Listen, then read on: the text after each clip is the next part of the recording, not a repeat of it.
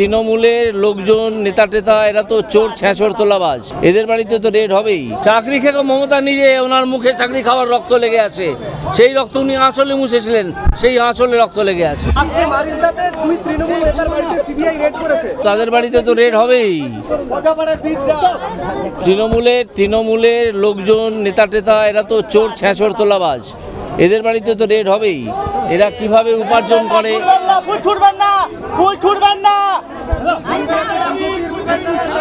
কি বলছেন বলুন। মানুষ বলছে আমরা মমতাকে চোর বলবো, মমতা বলেছে কোর্টে যাবো, আমরা চোর বলবো। মানুষের স্পিরিট দেখে তো বুঝতে পারছেন যে মানুষ কিভাবে মমতার বিরোধী হয়ে গেছেন।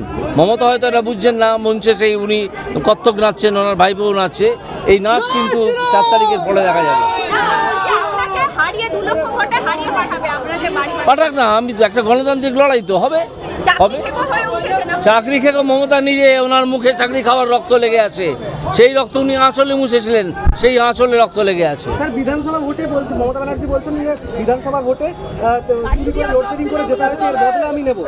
কিচ্ছু চুরি করে লোডশেডিং করে জেতানো হয়নি।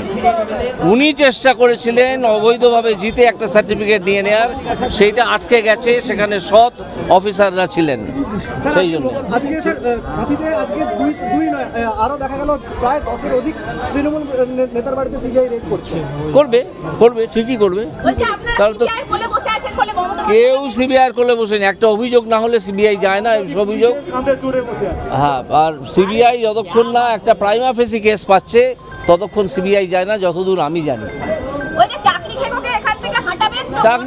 চাকরি খেয়ে তো মমতা নিজে মুখে তো রক্ত লেগে আছে চাকরি খাওয়ার। উনি তো যারা যোগ্য নয় তাদেরকে চাকরি বিক্রি করেছেন, তো যারা যোগ্য তাদের জন্য মমতা কি বলছেন সে কথাটা যদি শুনতে চান জিজ্ঞেস করুন মমতাকে। যারা যোগ্য, যারা চোখে জল নিয়ে আজও ঘুরে বেড়াচ্ছে, তাদের জন্য মমতা কি বানিয়ে দেবেন? উনি তো যারা অযোগ্য তাদের নিয়ে লড়ে যাচ্ছেন।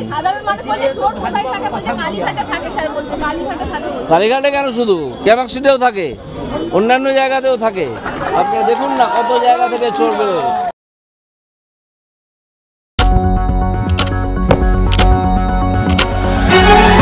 রাজনীতি শুধুই কি রাজার নীতি? রাজা উজিরের চোখে নয়, আপনার আমার চোখে সমাজের ছবি। কঠিন কথা সহজভাবে না বললেই নয়। প্রতিদিন রাত 9টায় TV9 বাংলায়। TV9 বাংলা না দেখলেই নয়।